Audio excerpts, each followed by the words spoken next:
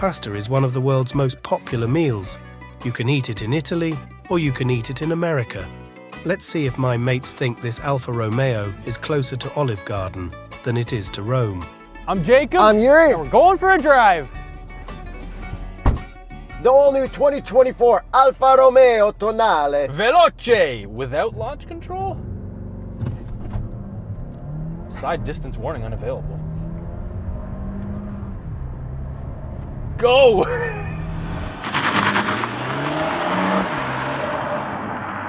That's pretty torquey. It's pretty torquey. Not the greatest. Plug-in hybrid, horsepower and torque. 285 horsepower, 347 pound-feet of torque from a 1.3-liter four-cylinder turbo plug-in hybrid. And Yuri, those numbers do not feel like what we're experiencing in here. I don't know what's going on. Yeah, so I don't know much about this car. You've been driving it all week. You got lots to inform me. I love Italian cars. Italian cars are the best. They have done nothing wrong. They are amazing. Everyone should get one. And this is the reason that I stole this car from Yuri all week, because this would turn into a Yuri Unhinged review where he would just love on everything. So, number one, I would like to speak about reliability, because that is going to be the number one comment on our video. How can we judge reliability? We only have these cars for a week, and they don't break in the first week, do they? Here's the thing. This one did. So right now... Hey, stop being so mean to it. So right now, if I try and use the lane keep assist, and also if I try on the highway, I get a warning. Active driving assist, unavailable service required. It has not worked all week. The next problem that I've had, as I'm driving into the sun... Earlier in the day. I start getting warning signs on my dash for my collision sensors not working. So then I turn away from the sun and the errors go away. I turn back into the sun and the errors pop up again. Look, man. Whatever. So when you face the sun, the collision sensors don't work in the morning when the sun's at a low angle, in this vehicle particularly. Next thing, when you start it up in the morning, on a cold start, yes, you're in battery mode because this is a plug-in hybrid, the blower motor sounds like it already needs to be replaced on the passenger side.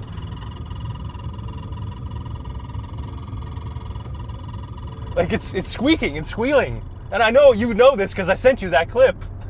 Hey man, my Fiat does that too sometimes.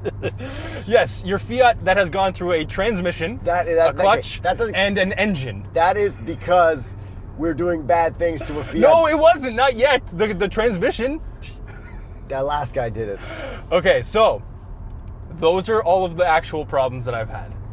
Only those. Can I say some good things about it? Absolutely. Is this not the best looking little SUV ever? It is great looking. The color, the wheels, like it's game over for every other company that makes wheels. They all suck compared to this. You are 100% correct. These are gorgeous wheels. Alfa Romeo top trim wheels are always perfect. They look so cool in the rolling shots. And for everyone out there, snow is coming any minute now. Make sure you get some Continental winter tires for your vehicle. Here are a bunch of photos of all of our cars and our family cars and friends' cars with Continental tires on them. So go to continentaltire.com/TheStraightPipes to check your recommended winter or summer tire. Next thing, the headlights, fantastic design. Taillights, absolutely amazing. I'm not going to argue with you on any of those points. I actually think this is quite a good looking SUV, and I can't get over how good this paint is. This paint is immaculate, best green I've ever seen in my entire life. This paint combined with the awesome body lines, like the body lines are great too. This is like the Mazda Crystal Soul Red Metallic, but the Italian version. Yes, and the body lines remind me a lot about the Dodge Hornet, because that's exactly what this car is, except the front bumper and the taillights. So the best part is Hornet stole the design from Alfa Romeo, not the other way around, That's right. This is actually built in Italy, and the Hornet is also built in Italy. Yeah, which we keep referring to the Hornet as the Dodge Dart. We just can't get that out of our head, but... okay. And to remind you, we've got an Italian flag in here. Yuri, press the button. That's actually... Oh, say, see?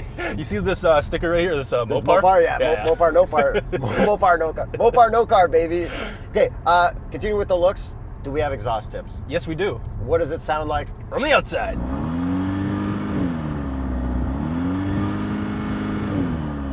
What does it sound like from the inside? Downshift with these lovely paddles.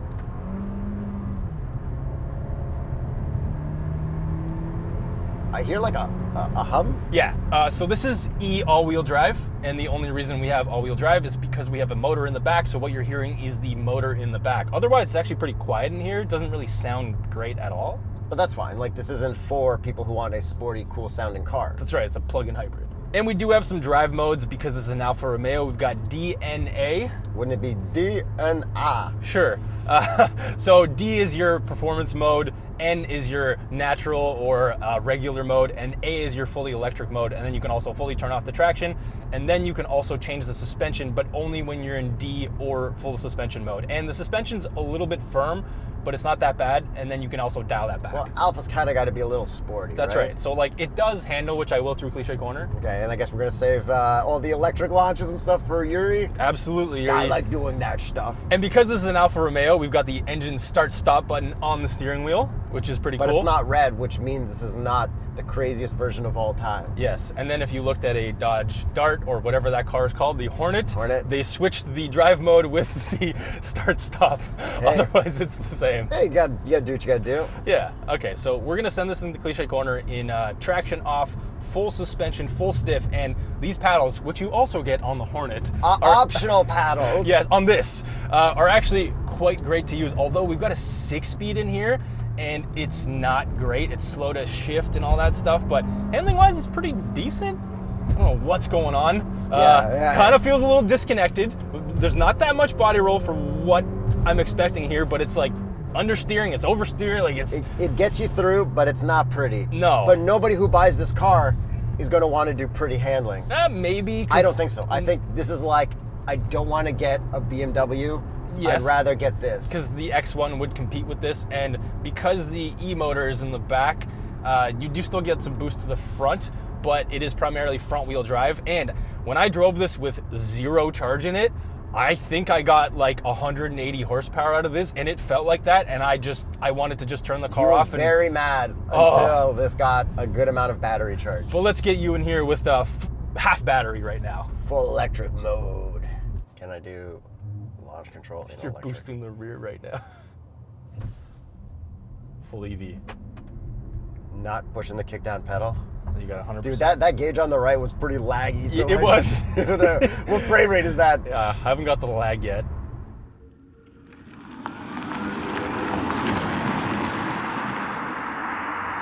You get up to speed. Yeah, you get up to speed in all electric mode. If I let off, it is not regenerating, but I think if I go to D mode, yes, when I let off, it is regenerating. Yeah. You can't come to a full stop with it, and I guess PHEVs usually don't let you do that anyway, so no. Exactly. No harm, no foul there. But we do have a really cool mode that's called E-Save over here next to the Italian flag, and you can actually customize what that does in the infotainment, so you can either save how much battery you're currently at, or you can charge it up to a certain level that you can customize, which is amazing, and this is what I wanted in the S-Class plug-in hybrid. And this is the infotainment from, I guess, the Grand Wagoneer, all the new Chrysler stuff? Yes, and the Maseratis, everything's getting this. And it is laggy AF. I don't know how this passed anything. This shouldn't be in a vehicle because this is a brand new car. This isn't like a 15-year-old Hellcat that I can excuse some certain things. This is brand new. Yeah, it's slow. I'm kind of forgiving when it comes to like lag screens popping up, especially if it has this flag in it. But like this is like really bad. And then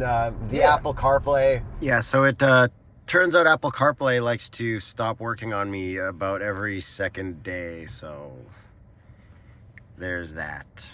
The icons are so small, like the Taycan. You pointed that out to me, and yes, it would be very difficult to use. They need to do a software update, guys. You need to do a software update where everything is a little bigger so your finger can touch stuff. I know people may be like, hey, Yuri, you're giving these things to infotainment people. What do you know? You know what? They fixed that Toyota stuff. They did.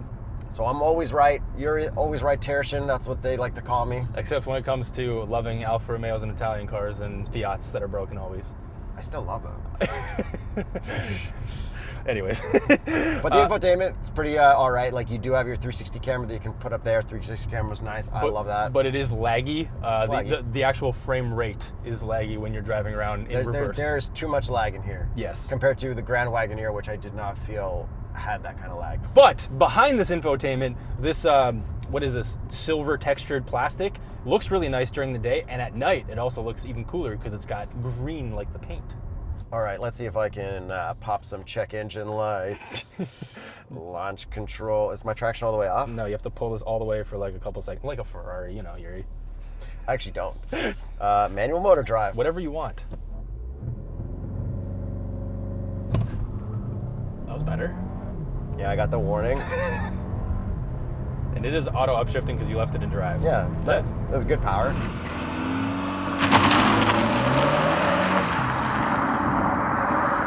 But it is nice that it won't automatically upshift for you when you put it into manual. So right now, if you're full of manual, I would suggest a downshift, but... Suggest all you want.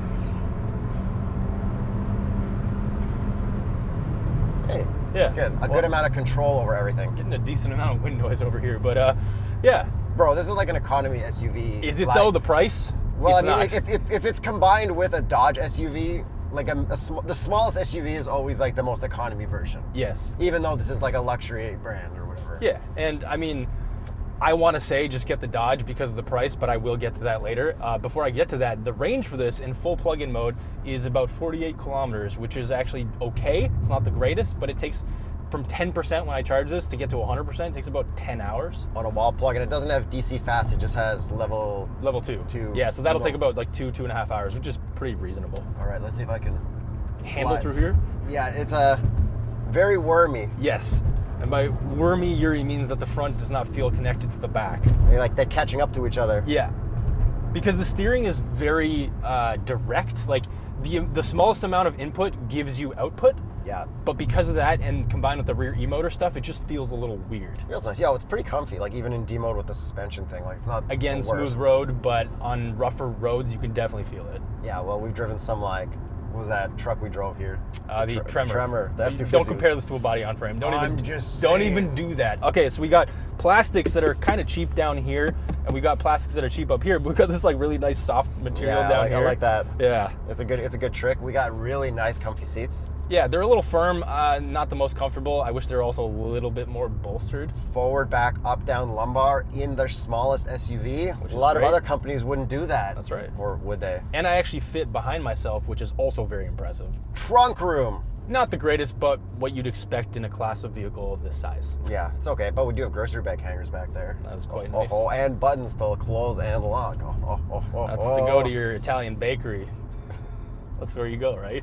I don't know. I feel like this is just a real estate agent car. Yeah, probably. All right, what other cool stuff can we talk about? The cup holders? Terrible. So they're actually behind where you don't like them, and I started to not like them. And then Yeah. the second cup holder back here is basically unusable because of this center console. I noticed that I bump my armrest on this like every single time, but once you're in it, actually no, it's still. Oh, it's extend. Now once Yeah. you extend it, it makes sense. Yeah, and it completely blocks that now. Okay. Oh, please don't fall off. Mopar, no car. Mopar, no car. 3, 2, 1. Yes! Good job. Okay, so that's a pass. Full redemption right there. Gauge cluster's nice. I have my speedo digital in the middle. That's all I really ever want. And all the other gauges and stuff for seeing if you're in EV mode is pretty clear. I like the old style analog looking like rolling number things. Yeah, the quality of them visually is actually really nice, other than the lag that you get sometimes from the tachometer or the Geary times 100-ometer. But they actually look really cool. Yeah, and I like this like bubble on the dash too. I like overall like. And one of my favorite parts, and your favorite part too, is the logo. They slightly changed the Alfa Romeo logo The from snake, the steering yeah. wheel to the plug in the face, That's which is cool. amazing. That's like 10 out of 10 graphic design cleverness. Yeah, like whoever did that, I hope you got every raise possible, because that is... I bet you one guy drew that and they're like, damn it, now we have to do the whole switch to EV. Like the logo's too good. The logo's too good. And then I also really like how the back door, when it opens up, how that part of the door comes with it. You like that? I like it, but it almost hit me in the face. Yeah. But I do like it. Okay, just like you like blown engine Fiats. Same level. Yeah, I still like it. And if you wanted to buy your own Alfa Romeo Tonale or Dodge version of this, the Hornet, go to tsp.truecar.com. You're gonna want the Tonale. Yeah, you know probably. what? You know what? Look, the Dodge is gonna have the same issues. Maybe you could take this to a Dodge dealership. That's what I was thinking as well. Yeah, they'll be like, oh yeah, you got one of those fancy Hornets. Maybe they're not certified to work on an Alfa Romeo. Yeah, or can Dodge dealerships not handle Hornets? Do you have to take your Hornet to an Alfa Romeo dealership? They couldn't do that. And I guess since this is all-wheel drive, you'll probably be driving this in winter, right? You should be. Get a set of TuxMat to protect your beautiful Italian interior. Go to TuxMat.com/TheStraightPipes to see what they have for your car. And then talking about the infotainment, this competes with an X1, right? Yep. Bro, we got hard button climate stuff. It's really nice. You know what X1 doesn't have? The hard button climate stuff. Does it have the full digital display? I'm pretty sure it does. Yeah, I'm pretty sure all that new stuff. Because I drove that by myself, but I literally don't remember. And then I also noticed a funny thing is when I tried to turn down the volume, first I went for the vent. That's not the volume knob. Then I went for the drive mode. That's not the volume knob. I went for the cigarette lighter. That's not the volume knob. And then I found the slider down here. I did all of the same things, and then I couldn't actually see the slider because the drive... Yeah, it's blocking me too. You just got to know. Yeah. Yeah. Oh, you know what? Like, overall, besides... everything? Like, stuff breaking. Yeah. And by the way, this thing has like 800 kilometers on it. Yeah, well, maybe it's like early. I don't know, man. What do you want me to say? Besides the I want you to be honest about having a problem with SUVs that are broken at 800 kilometers. I'm sure once it gets fixed, like when it works, it's nice. It hasn't worked. We don't even know if the lane keep is good. Okay, we don't know. But everything else has been nice. I enjoy it. I love looking at it. I would love to look at this in my driveway over so many other SUVs. And if you wanted to look at this in your driveway, how much does it cost? Let's get to the price. This one costs $73,030. Canadian. That's a heck of a lot of money. Now, my Dodge Hornet comparison from earlier, I was like, okay, you know what? You almost said dart. I almost said dart. I was like, you know what? That has to be cheaper. Just get one of those because it's the same car, save some money. Well, you don't actually save much money.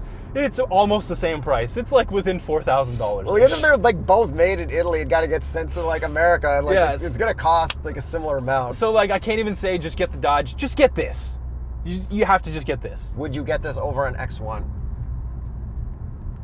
Bro, you had to. You have to. As long as you're close enough to a dealership, like, whatever, bro. You got extra cars. That's the only reason I'd have to. Yeah. And this doesn't really have any other plug-in hybrid competitors in the size. No, it like doesn't. Nothing's a direct competitor. Except the Dodge. The Dodge have a plug-in hybrid one? Yeah, the Hornet is a plug-in hybrid. Yeah. Yeah. And it's got column-mounted paddles. It's got the same ones, and it even has like boost stinger mode or a power shot mode. And it has a Hornet instead of the Veloce logos. Editor, find me the marketing behind why that has the first ever Dodge column-mounted paddles. They're not going to explain that, but they will say that it's an RT model, which is a performance model, just like the Charger and the Challenger and historic models like that. Cool, man. Anyways, this car's cool. Let us know if you enjoyed Sergio trying to justify this, and Sergio is Yuri's Italian counterpart. Don't be mean. I'm just being honest. You can be honest, but don't be mean. I'm not. This car is fantastic. Parts of it are. I would love to own one. Oh my God. I would love to lease one through our company. See you guys in the next video.